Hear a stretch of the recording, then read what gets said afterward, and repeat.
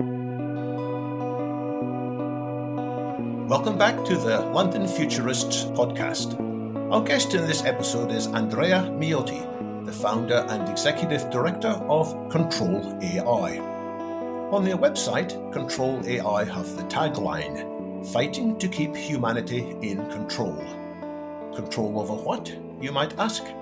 The website answers: control deepfakes, control scaling, control foundation models, and yes, control AI.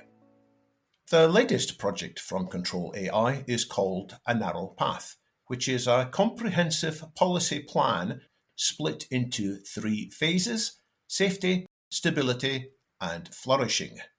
To be clear, the envisioned flourishing involves what is called Transformative AI. This is no anti-AI campaign, but rather an initiative to, and I quote, "build a robust science and metrology of intelligence, safe by design AI engineering, and other foundations for transformative AI under human control." The initiative has already received lots of feedback, both positive and negative, which we'll be discussing. Andrea, welcome to the London Futurist podcast. Thank you for having me. Thanks for joining us, Andrea. Andrea, before we dig into your current activities, what would you like our listeners to know about you and your background? I've founded ControlAI last year in October in the lead up to the AI Safety Summit that was held in Bletchley Park here in the UK.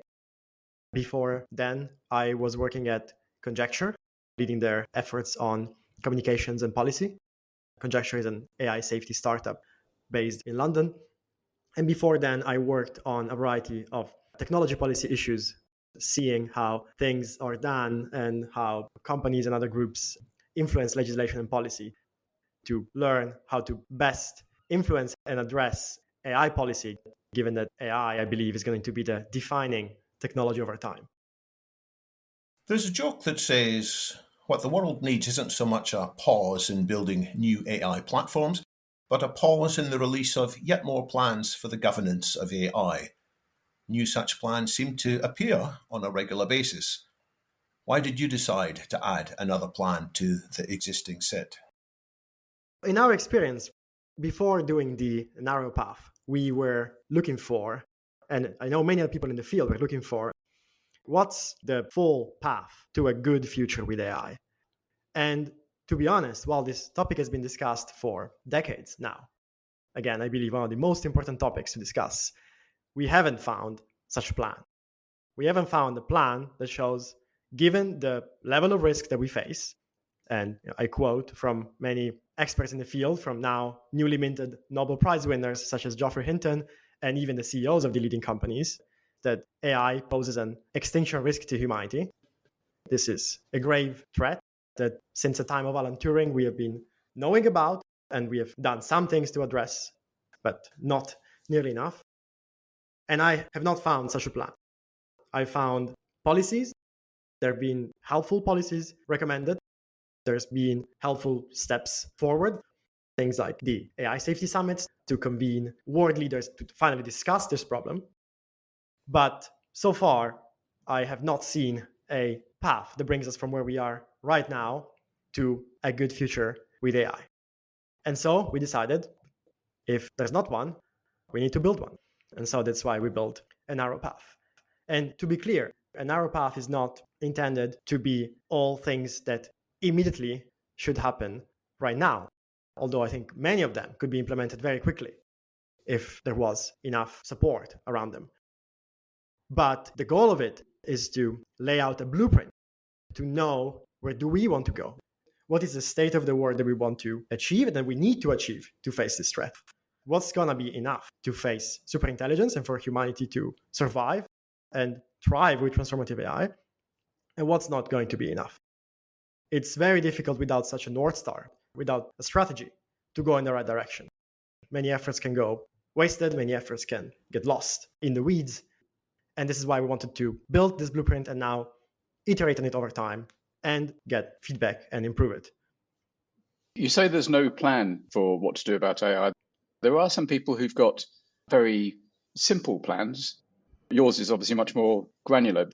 There are some people with very simple plans like Connor Leahy, your former colleague at Conjecture, whose plan is just don't do it. Just don't develop advanced AI anymore. And there's the Future of Life plan, which was a 6-month moratorium along the same lines. You obviously don't think that's enough, and you think that there needs to be something a lot more granular.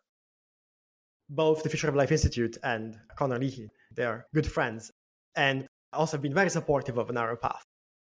I think those are high-level points to communicate across. But imagine this. If tomorrow the President of the United States decided, okay, I buy it, AI is an extinction risk, let's get something done about this. And he has the tagline of, let's pause, or let's stop building the dangerous AI. What does he do in practice? What does he ask his advisors to do in practice? That's the missing link that we wanted to fill of, okay, let's say we agree on the problem, and more people do agree. We have now, again, Nobel Prize winners raising the alarm on this issue. But what's missing is a concrete roadmap of how do we actually get there? What's the dangerous AI? What's the not dangerous AI? Very often the devil is in the details and the devil is in the implementation. And that's what we wanted to provide. Well, there is a plan if the plan is just to rip up the road.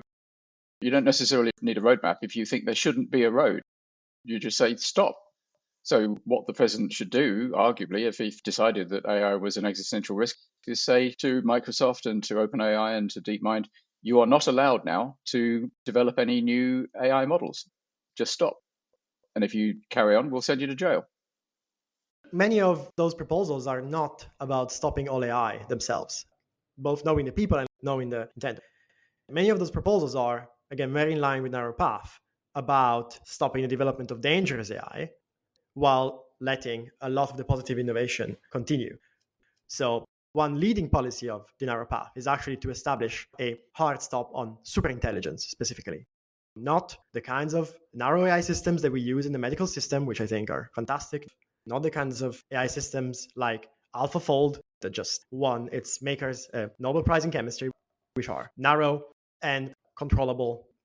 At least right now, we don't expect to lose control to them.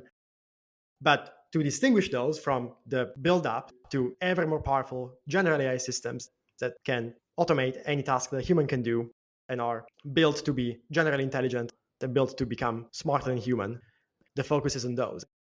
So the tricky question is, yes, if we just wanted to undo the entirety of AI, maybe that would be simple. But there are a lot of benefits from a lot of kinds of AI that we do want to keep. These enormous downsides, these existential downsides, are from some other AIs that are smarter than us and can overpower us. A narrow path is about charting the path to get to a future where we keep the beneficial uses while dealing with the extinction level threat ones. That leads to the question of how do you distinguish between software that is quite general but safe and this other software which might initially look like it's narrow but under the hood is developing more general capabilities. You talk about building a science and metrology of intelligence, and you even have this great analogy in the narrow path.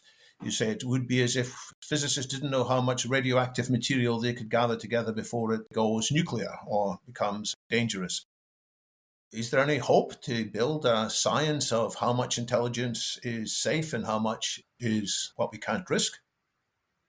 I absolutely believe there is hope, but we have a lot of work to do.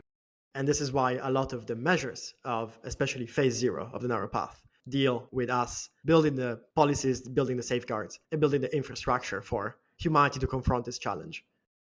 As you said, we don't have right now this ability to measure precisely where the line is.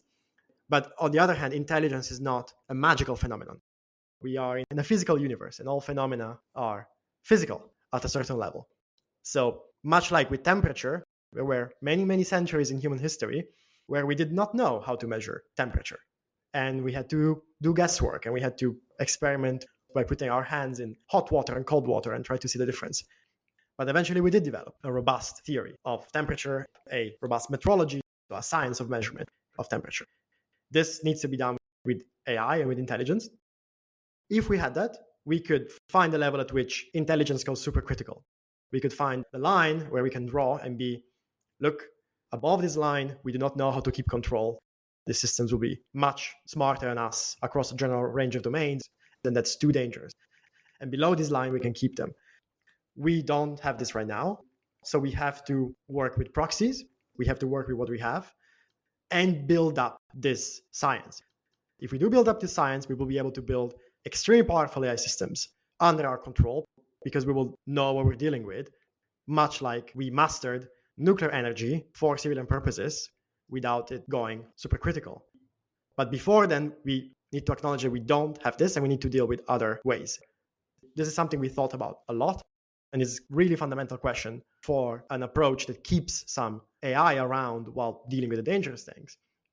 And our solution is a combination of using a major proxy of the power and capabilities of these AI systems, which is computing power, essentially how much computing power and how many supercomputers and how many operations of the supercomputers are used to train and develop the AI systems.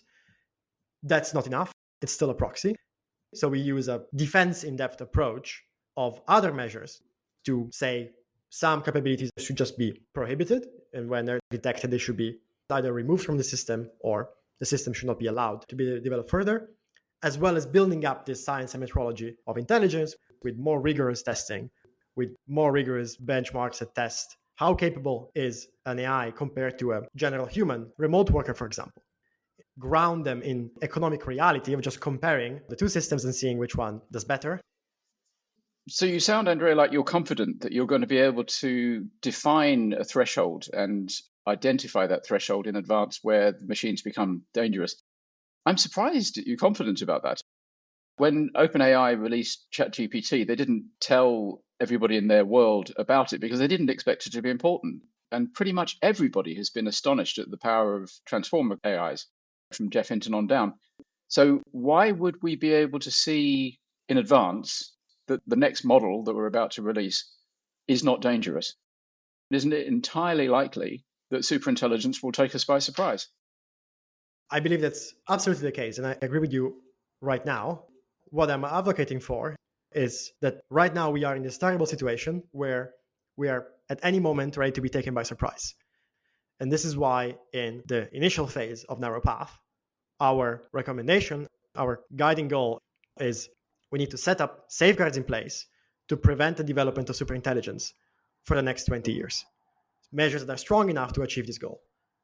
Because at the moment, indeed, with all advanced AI development, developers do not know what they're building, do not know how what they're building works, and do not know whether their next training run, whether the next scale up that is 10 times larger or 100 times larger than the previous one will be the one that crosses the line. We don't have this line. But I do believe that it is possible to find this line.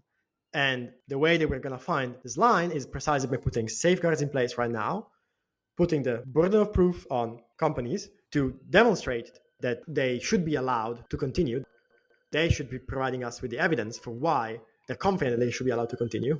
Otherwise, indeed, we should not be surprised. Put these other safeguards in place, such as not letting AIs improve other AIs at machine speed, because that's a very easy way to cross this line very quickly without humans understanding. Not allowing AIs that can break out of their environment. It's another crucial policy that we recommend, because if your AI can just escape from its digital or physical environment, any safeguards you're putting in place, any line you're drawing, any boundary you're putting in place is going to be broken. And once we have those things in place, build up the science, the technology, the engineering, the institutions to manage this development in a sensible way, much closer to how we already manage things like civilian nuclear power plants or other high-risk technologies where we do require their developers to have robust sciences and metrologies of what they're doing, showcase in their plans whether this will go supercritical.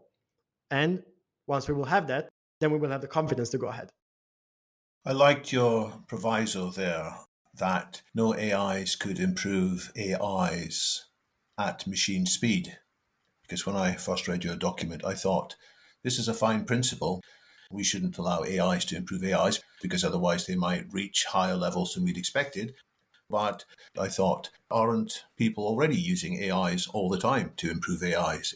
AIs are scanning the data, they're improving the data, they're cleaning the data, and then increasingly they're analyzing neural nets of other systems and figuring out alternative ways. But your proviso was, well, maybe they can still do this, but the humans must be in the loop and humans must be monitoring it. Is that correct? Yes. The goal of this provision is to reduce the biggest component of risk that comes from exactly what you describe. Again, trying to draw a line is difficult. These are really big questions in this field, where we try to draw the line here to be able to hit the most dangerous cases of this, while also leaving a lot of innocuous software like database updates that could be construed as AIs. It's definitely software somewhat improving other software. We decide to focus the recommendation on what we define as found systems. There's an interesting thing that a lot of people normally expect all software to be written by humans, but a lot of modern AIs, especially the most powerful ones, are not really written by humans.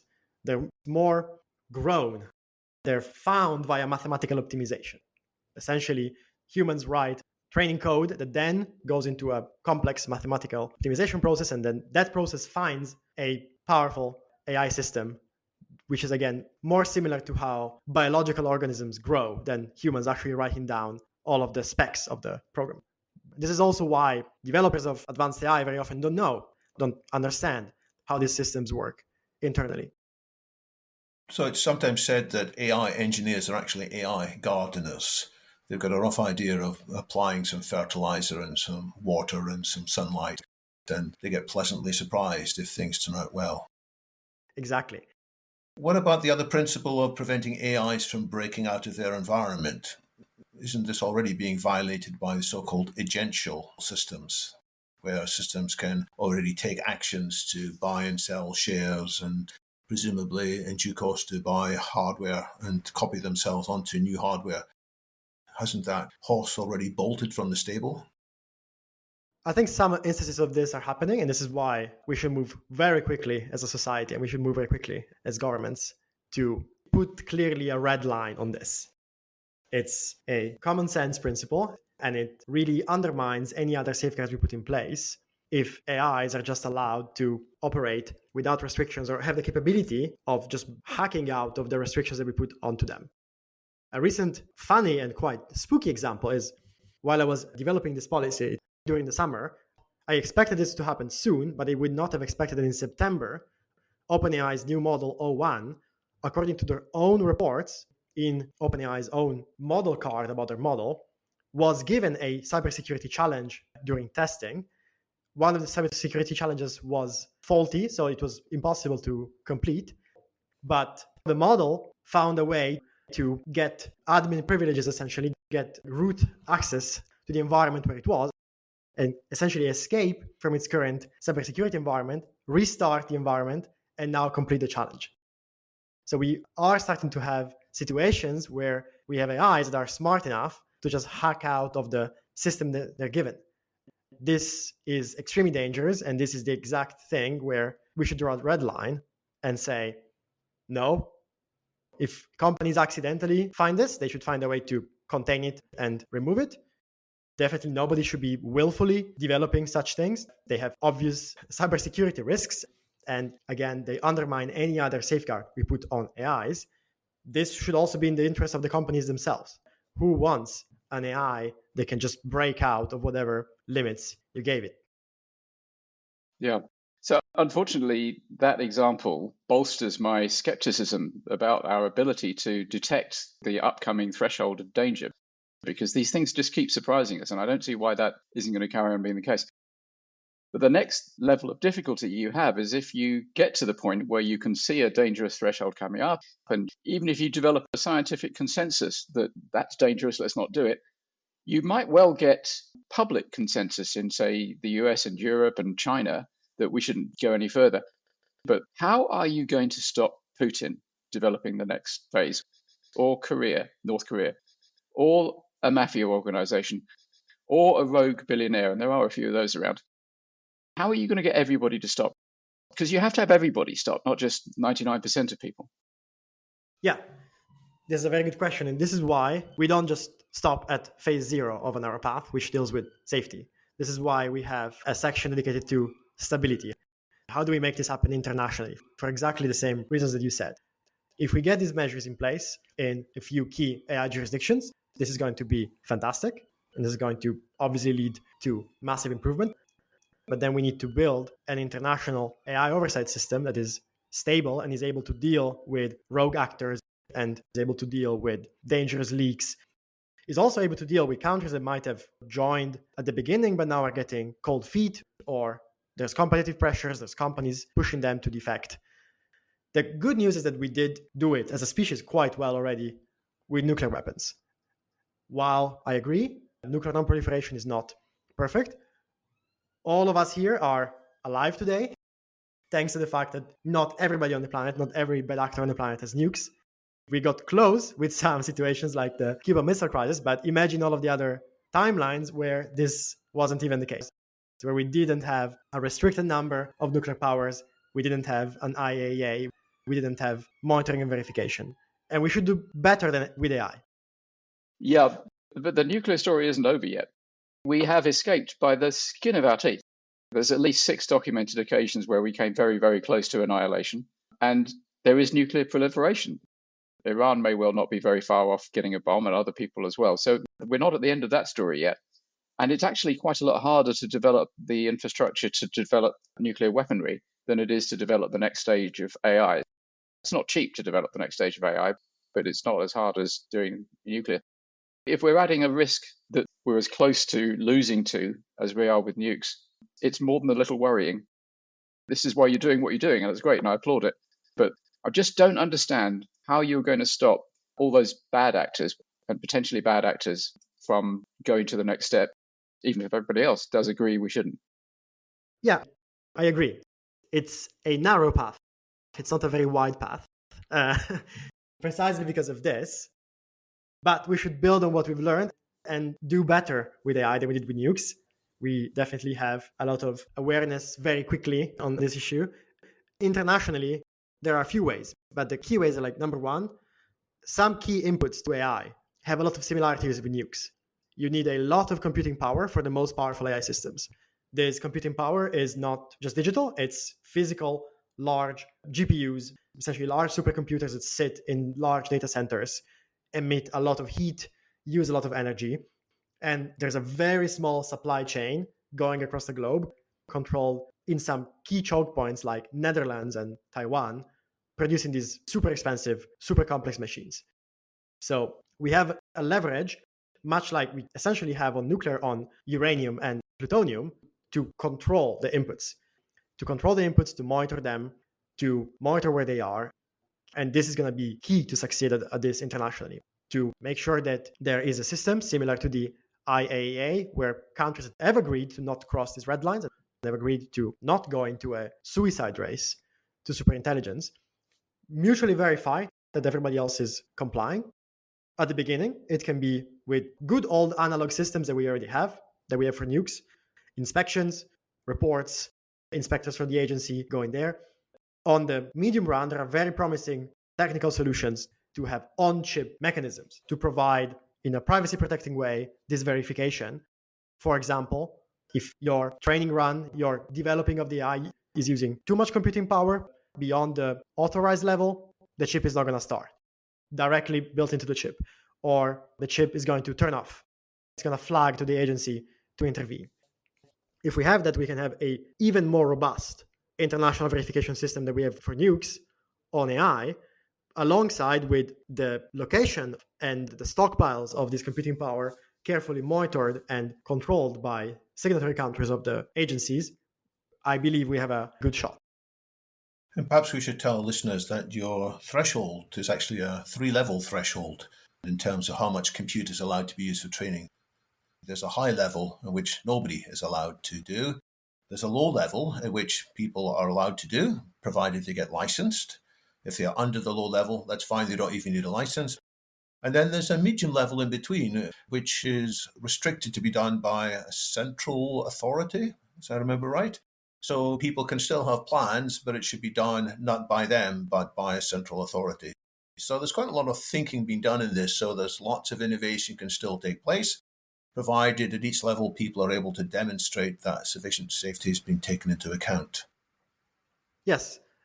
So in order to make this work, this sort of self-denying ordinance of we won't go any further than this, you're going to have to seriously adopt the Eliezer Yudkowsky approach, which is that you say to Putin and all the other potential bad actors, if you go beyond this, we will blow up your facilities.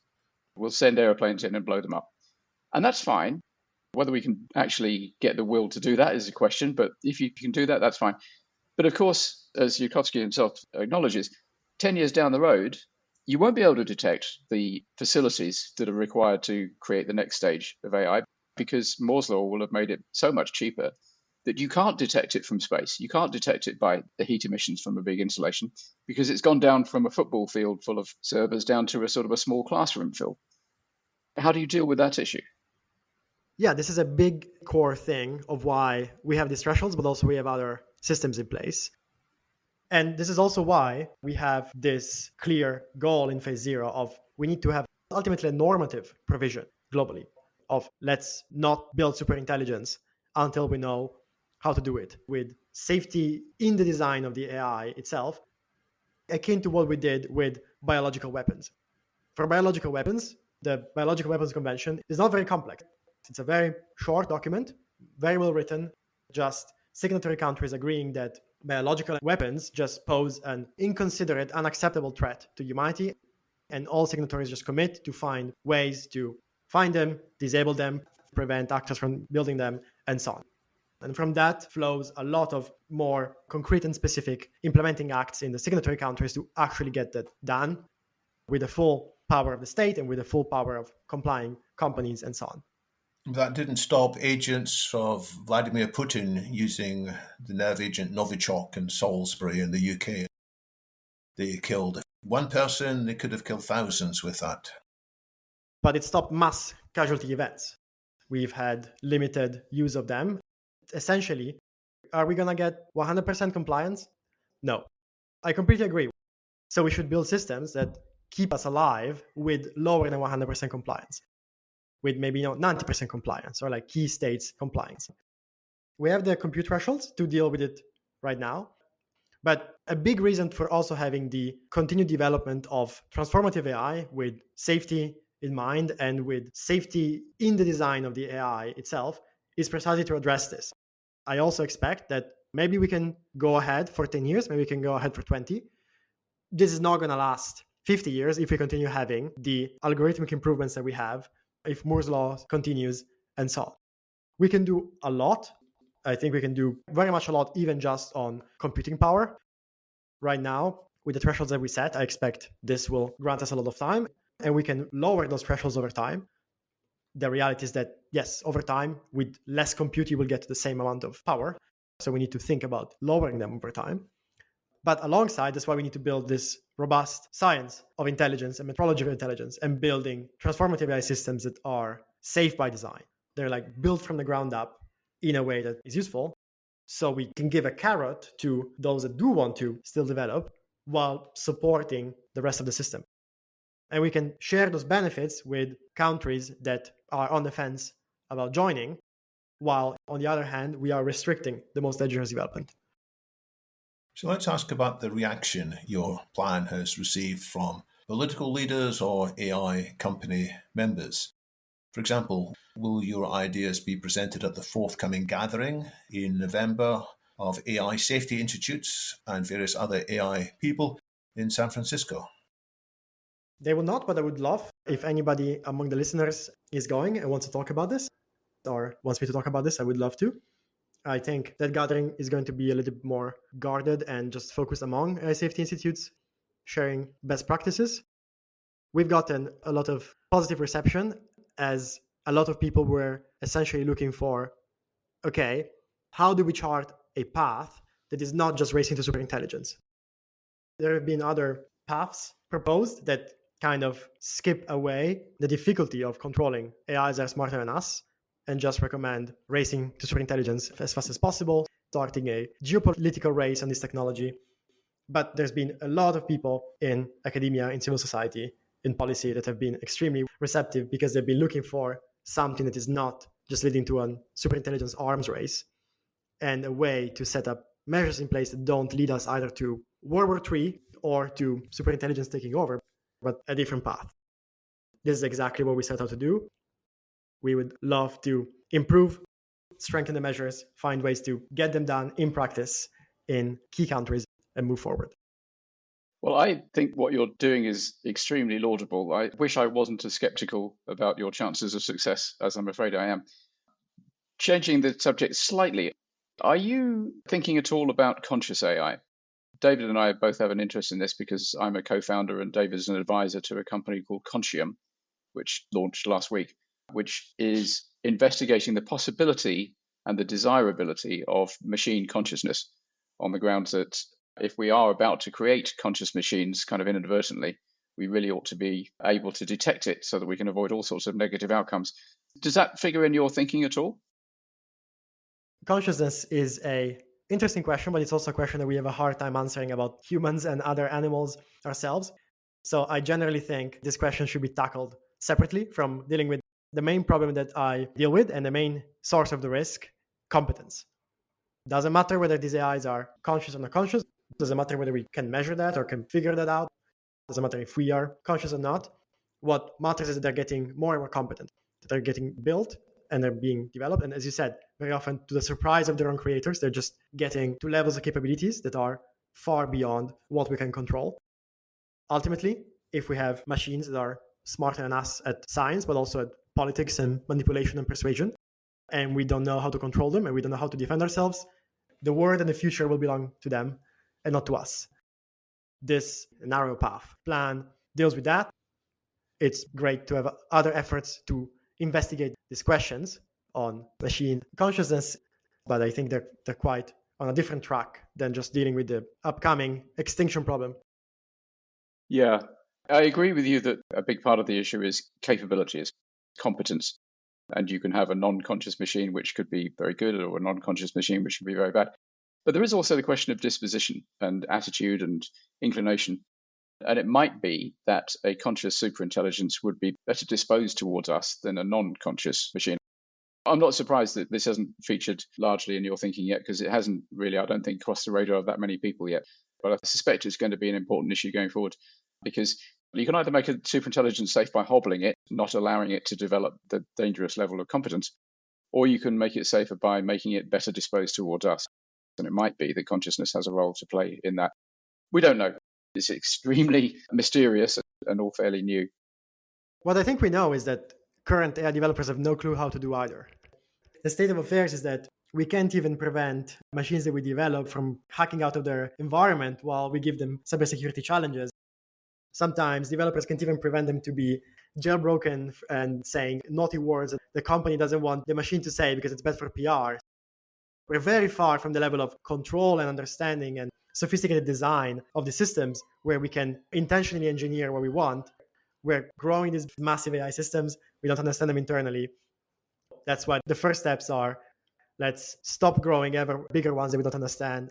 Let's build ones that we truly understand. Let's design them from the ground up to have safety baked in, and then let's get to good AI systems. So if there is a bit more of a breathing space, we can investigate these other questions more carefully and more thoughtfully without rushing in and bungling it. So my question for you, Andrea, is you mentioned broadly positive support from academics and others. Has there been any feedback that's made you think, oh, yeah, this is a good point. I need to take this into account in an update? For example, my own feedback is every time I try and draw people's attention to a narrow path, the thing that they react to is this 20-year time period. And they say, gosh, this is too long. So why did you write about 20 years? Why didn't you just say, let's not build artificial superintelligence for the time being? That's a very interesting one. And I was about to mention that one exactly, because we've gotten also from supporters very interesting reactions at 20 years in all directions. So some are, this is too long. Some are, this is too short. Some are just contesting the fact of putting a number in the first place. Some are, we should never build superintelligence. And some are, well, we should never build it until we can control it. But of course, we might be able to control it only 100 years from now, or 200 years from now, or never. And this is for some reason too long. Ultimately, this is a big reason why we did put a number. It was first of all to force ourselves to think more precisely and get contact with reality. Very often in policy, there is a failure that can often happen where there are vague promises or even vague red lines that are a bit difficult to operationalize, where like everybody agrees that nominally something should be done, but then when we get to specific timelines or specific actions, then everything falls apart. And we wanted to put a specific number, first of all, because concretely, we actually expect that building the international institutions, building the defensive mechanisms, building the national policies, building the science and engineering that there's going to be needed to tackle this problem is not going to be quick. Maybe it's not going to take 20 years. I would be very pleasantly surprised if it's faster, but a lot of this stuff takes time. And most people in this field, most people in the AI field, if probed and if faced with the question, if you had to robustly find a way to control AIs that are vastly smarter than us across all domains, how long do you think it's going to take the field at current rate? Very few people would say less than 20 years. I've frankly almost never met anyone. How many of them would say it's possible at all? Exactly. I think some of them would say it might just not be possible at all at a certain level of capabilities, or we don't know, but we're really far away from even having a good guess. So putting a clear number, and a clear number that gives essentially humanity breathing room, is important. We should assess these measures to see, are they going to hold up at least for 20 years? Are they going to hold up to all the things that, for example, Callum mentioned, Moore's law and algorithmic improvements? Are we going to need to reinvent a lot of this 2 years from now? That's too fast for government. We've seen it with other crises. Governments sometimes can operate fast, but it's very difficult. And once rules are put in place, it's difficult to innovate quickly. So we need things that are robust and that give us this time to build the defenses, build the institutions, to keep building the positive AIs that we want, build international institutions, and make them resilient to what's coming, to the massive speed and massive improvements on algorithms, on computing, and so on. So my final question would be, if people are listening and they like at least some of what you're saying, they want to support it, what should they be doing? For example, I attend the UK's all-party parliamentary group on AI from time to time, and there's 2 meetings coming up in the next 6 weeks. You need to get yourself and others from ControlAI giving a presentation there, but that's going to take some setting up. I would love to. Callum, you used to sit on a strategic committee for a group, as I remember. I don't know if you still have the ability to influence people there. I haven't been for a while, but it's a subject they should cover. I don't know if they've ever covered existential risk, actually. It's something they should. Andrea, what else should our listeners be doing if they like what you're saying? If they like what we're saying, or if they have criticism to make it stronger, to make it resilient, please just get in touch at hello@narrowpath.co, dedicated email for giving feedback on a narrow path. Our plan with the plan is to improve it over time and integrate and find ways where it fails and make it stronger. If you are interested in it and you have contacts that would be interested in this, that are in relevant positions in policy, in civil society, and so on, we would love to talk. Please share it widely, the narrow path. We are very happy to present about it, to share these ideas and make them heard. If you are in a specific position of influence in other countries, can be any country in the world, and you want to champion some of these ideas, please do get in touch and please go ahead. The narrow path is meant to be a blueprint for anybody on the planet that cares about this risk and wants to start working on concrete policies to address the full extinction risk, to get a head start and have a clear North Star to build towards. And to be clear, this isn't a UK initiative, although you're based in London. The writers come from more broadly and the supporters come even further afield. Yes. And ControlAI, currently, some of our stuff is in the US and some of our stuff is in the UK. So we're quite split between the US and the UK. But this is a global problem and we will need people all around the world to deal with this in key countries that are crucial for AI, but any country's voice, any policymaker's voice anywhere on this urgent and serious issue is absolutely needed. We need global leadership on this issue, and we need much more of it. Amen to that, Andrea. What you're doing is incredibly important, and I hope that in the months and years to come, you can dilute some of my skepticism. But you are addressing probably the number one most important issue facing humanity. Thank you very much indeed for joining us to discuss it on the London Futurists podcast. Thank you. Thank you both. Thank you.